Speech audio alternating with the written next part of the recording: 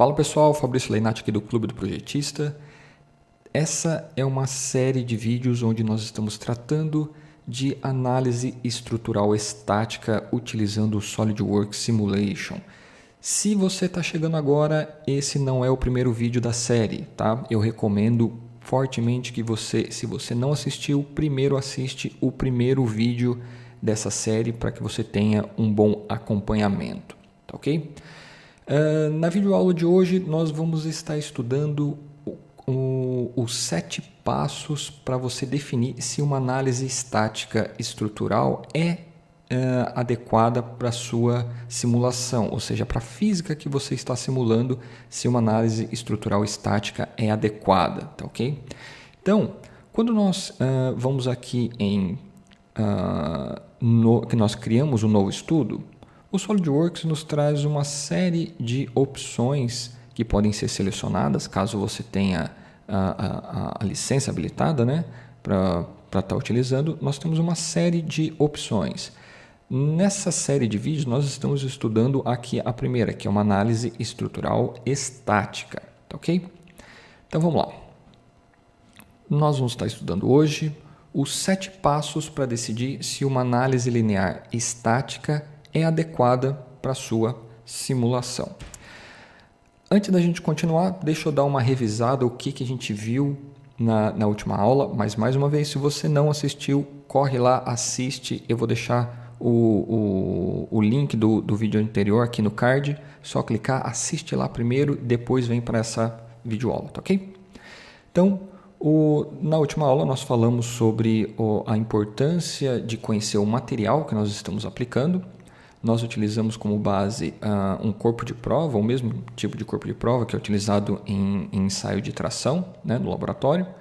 Esse corpo de prova nosso ele tinha um diâmetro de 12,5 mm, onde fazendo uso da formulazinha básica, né, de tensão é igual a força sobre a área, nós conseguimos determinar qual a força aplicada aqui para que nos gerasse a mesma tensão de escoamento que estava cadastrada aqui para o material, né? Aproximadamente 351 megapascal. E nós conseguimos chegar ao valor, né, na simulação, o valor exatamente o mesmo valor, né? Se a gente comparar aqui, dei um print na tela, o mesmo valor resultante da tensão foi o mesmo valor de escoamento, provando o poder e a precisão de uma análise estrutural estática, né? O poder do SolidWorks Simulation. Lógico que aqui é uma simulação muito simples, por isso o valor bateu muito redondinho, mas nas próximas videoaulas a gente vai ver que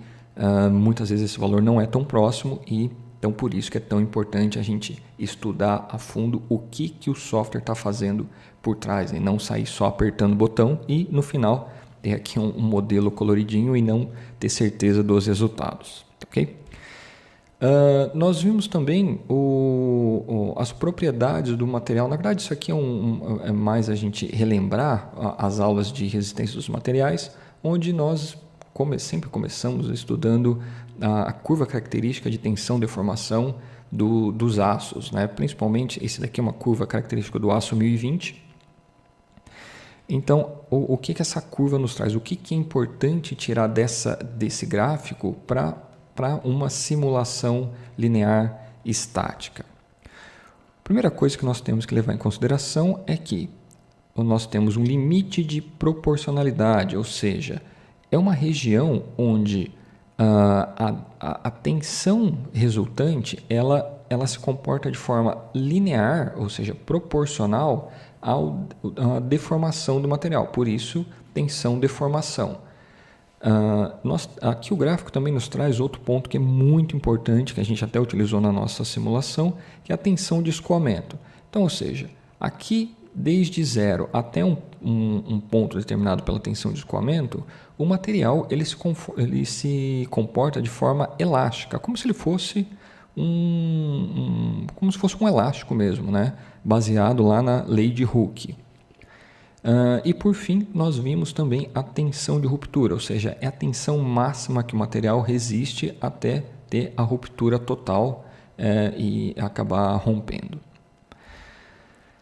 Nós vimos que muitas vezes nós não temos o limite de proporcionalidade disponível. Então, de uma forma prática, né, para ficar mais fácil para vocês, se vocês estiverem fazendo uma análise que não requeira tantos detalhes, se você precisar de uma análise mais aprofundada, você vai ter que levantar todos esses valores em laboratório, mas caso você não tenha só em mãos a tensão de escoamento e tensão de ruptura, que normalmente é o valor que, normalmente não, você tem que ter esses dois valores, né, para poder fazer a análise. Se você considerar, se você estiver utilizando aço ao carbono, se você considerar 75% da tensão de escoamento sendo o limite de proporcionalidade, de forma prática, tá? Você vai estar com um valor coerente. Uma coisa que faltou eu falar na última aula foi que esse comportamento do material é conhecido, quando a gente está falando de análise, né, por elementos finitos, é conhecido como linearidade do material. Então, a linearidade do material é só parte desse linear aqui, dessa análise linear. A análise linear ela pode ser tanto do material quanto das definições de contorno, que é exatamente parte do que a gente que eu vou estar passando hoje para vocês. Então, vamos lá. Então, quando que eu vou selecionar aqui, né? Criei um novo estudo, quando que eu posso selecionar uma análise estática? São 7 passos que eu coloquei aqui para vocês. É muito importante que isso seja decorado. Você tem que entender o que significa cada um desses passos, tá? Então, se você precisar, pausa o vídeo, anota ou dá um print screen na tela. Salva isso em algum lugar, porque vai ser um manualzinho para você toda vez que você for fazer uma análise estática. Por quê? Se uma das respostas desses 7 passos não for coerente, você não vai poder usar uma análise estática. Não adianta continuar, porque a sua análise vai dar errado, tá? Existe alguns talvez, mas se você está assistindo essa aula, eu considero que você está iniciando no mundo de simulação. Então, não prossiga se um desses passos não puderem ser seguidos, tá ok? Então, vamos lá. Primeiro passo, se a geometria do componente analisado retornar ao seu estado original quando removido o carregamento, então é o primeiro indício que você pode utilizar análise estática, né? Quando a gente está falando aqui que o componente analisado vai retornar ao seu estado original, é porque a gente está trabalhando dentro daquele 75% da tensão de escoamento do material, né? Ele vai estar se comportando de forma elástica, né? Você tirou a tensão, ele volta ao seu estado original. O segundo passo é quando o material comporta com uma deformação linear proporcional ao carregamento, tá? Então, ou seja, deixa eu voltar aqui. Então, quando nós colocamos o carregamento, quando a tensão gerada, ela é sempre proporcional à deformação. Então, se eu dobrar a deformação, ou melhor, se eu dobrar o carregamento, eu vou dobrar a tensão. Então, esses valores sempre são proporcionais um ao outro, tá? Então, esse vou voltar aqui, é o segundo passo para você determinar se uma análise estática linear é coerente para a sua simulação. O terceiro passo, isso é muito, muito importante. Não são utilizados nenhum material hiperelástico na sua análise. O que são materiais hiperelásticos? Materiais hiperelásticos são basicamente borrachas e alguns polímeros, tá? Apesar que alguns polímeros, até pegando um gancho aqui do passo 2, alguns polímeros, você até pode utilizar uma simulação linear estática, porque ele se comporta, né, de forma bilinear. A gente até comentou alguma coisa na última aula, só relembrando aqui, o que é uma bilinearidade. Então, imagina que aqui nós estamos na zona elástica, né, do material. Mas o que o software pode fazer para você, caso você esteja simulando um polímero? O software ele considera que esse material ele possui 2 zonas elásticas. Uma é essa primeira zona e uma segunda zona aqui. Mas as duas linhas são lineares, né? Lógico, linha linear.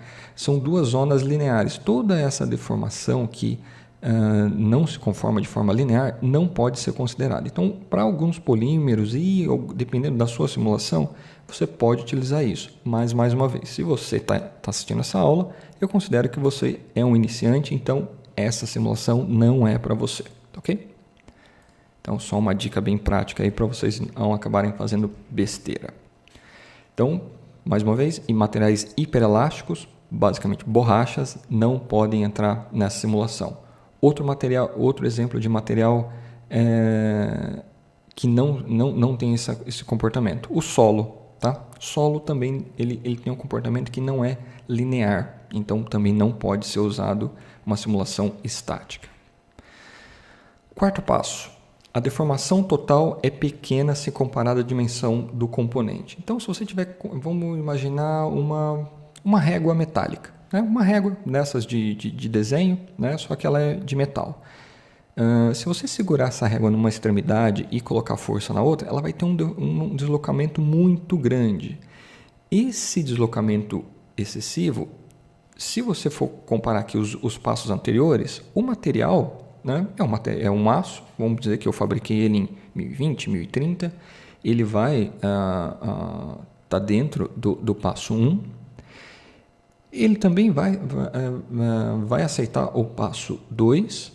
Não é um material hiperelástico, é um aço ao carbono, porém a deformação é muito grande, né? Por conta dessa deformação muito grande, também eu não posso utilizar uma análise estática. Quando você estiver fazendo uma simulação com o SolidWorks Simulation, pode ser que ele dê uma seguinte mensagem, que foi identificado um grande deslocamento no seu material e que ele pode ativar um módulozinho lá, que é o módulo de grandes deslocamentos. Tá? Se você não estiver esperando um grande deslocamento e ele der essa mensagem, para a análise, verifica, muito provável que existe algum componente solto na sua simulação. Nas próximas aulas eu vou até mostrar para vocês uma forma prática como identificar se tem algum componente solto na sua simulação. Quando você tem mais de um componente, né, pode ser que um dos componentes ali ele esteja solto na montagem, está solto no espaço, e quando você coloca força nele, ele vai sair voando no espaço. Ou não, né? Voltando lá ao exemplo da régua, vamos dizer que você queira fazer essa simulação de um grande deslocamento com a régua, mas você sabe o que você está fazendo. Você sabe que ela vai ter aquele grande deslocamento, mas você não está tão preocupado com a acuracidade, ou seja, a precisão dos resultados. Então você pode ir lá, clicar em sim, habilitar esse módulo de grandes deslocamentos e seguir com a sua análise. Tá? Caso contrário, também você não pode utilizar uma análise estática linear. Quinto passo, os carregamentos, né? Os esforços, as forças que você coloca força, torque, temperatura, ou as restrições, né? Seja um engaste, ou qualquer tipo de restrição que você colocar no seu modelo, eles têm que ser constantes, ou seja, eles não mudam nem de magnitude e nem direção em função do tempo. Então vamos imaginar um virabrequim de um carro. Esse virabrequim ele está girando, né? E conforme ele gira, as bielas elas exercem um carregamento diferente em determinados momentos da sua simulação. Se você considerar que o seu modelo ele está estático, ou seja, o virabrequim não está girando, então sim, a sua análise estática linear é coerente. Agora, se você quiser simular toda a volta, os 360 graus que esse virabrequim vai fazer, onde os carregamentos mudam tanto nesse caso, ela muda tanto de magnitude quanto de direção, a análise estática não pode ser usada. Sexto passo. Os esforços não poderão resultar em separação de corpos, né?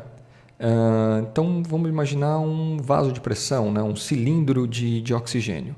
E você vai simular que a pressão é tão grande que vai causar o rompimento desse material. O SolidWorks, além dele não fazer esse tipo de simulação em nenhuma dos módulos, né? Outros softwares como o ANSYS, o Abacus, eles têm condições de fazer esse tipo de separação, né? Que seria dinâmica explícita. o SolidWorks Simulation não tem essa capacidade, né? Não tem esse módulo disponível. Até mesmo porque, para fazer a separação, nós teríamos que estar trabalhando acima dos 75% do escoamento. Na verdade, a gente já teria atingido a tensão de ruptura do material. Então, também, né, a gente estaria quebrando o passo 1 e o passo 6. Então, análise estática tem que atender também esse passo. E ao contrário também. Então, imagine que você tem dois modelos separados. Vamos dizer que você tem duas vigas que, quando você gera a malha do componente, esses dois materiais eles não têm nenhuma interação com o outro. Então, a malha de um não toca a malha do outro. E quando você colocar o carregamento, por algum motivo, o deslocamento total vai acabar resultando que um componente ele toque no outro. Esse tipo de simulação também não é possível na análise estática linear. Existe sim uma opção onde você coloca um tipo de interação entre malhas dizendo que dois corpos eles vão se deformar e vão encostar um no outro. Mas isso só é válido se esses componentes eles estiverem contidos no mesmo campo de malha. Tá? Depois de uma simulação prática, isso vai ficar mais claro, mas basicamente, se você tem dois corpos separados, quando houver o deslocamento, eles não podem se tocar, tá ok? Caso contrário, essa simulação, você nem vai conseguir rodar essa análise. Esse tipo de interação não é possível dentro do SolidWorks Simulation, tá ok? Então, pessoal, esses foram os 7 passos para vocês poderem utilizar análise linear estática. Eu espero que tenha ficado claro para vocês, tá? É muito, muito importante, tá ok? Então, mais uma vez, dê um print na tela, guarde isso daqui com muito carinho, eu preparei para vocês. São 7 passos que eu sempre utilizo. Hoje, de tanto utilizar, eu acabei decorando esses 7 passos, mas no começo eu tinha isso aqui na gaveta. Eu sempre, antes de fazer uma análise, eu respondia essas 7 questões para ter certeza que a minha análise ela era confiável. Então, quando alguém me perguntava, e aí, Fabrício, vai quebrar ou não vai quebrar? Eu conseguia, né, respondendo essas 7 perguntas, responder com exatidão se aquela simulação era coerente ou não. Pessoal, eu peço gentilmente para você, se você gostou desse vídeo, poxa, deixa aí seu like, tá? Isso é a única coisa que a gente pede, ajuda muito a gente. Eu sei que é muito comum todo mundo aqui no YouTube pedir isso, mas é uma grande verdade. Vocês não têm noção quanto isso nos ajuda, tá? Então, se você gostou do vídeo, deixa seu like. Se você não é inscrito, se inscreve aí no canal. Isso daqui é uma série de vídeos. Eu não tenho nem noção quantos vídeos vão ser, mas todo o meu conhecimento em análise estrutural nós vamos estar passando aqui para vocês. Então, se inscreva aí no canal, assim você vai estar sempre recebendo um aviso sempre quando eu lançar um vídeo novo. Espero que vocês tenham gostado e espero vocês no próximo vídeo. Um abraço e até a próxima.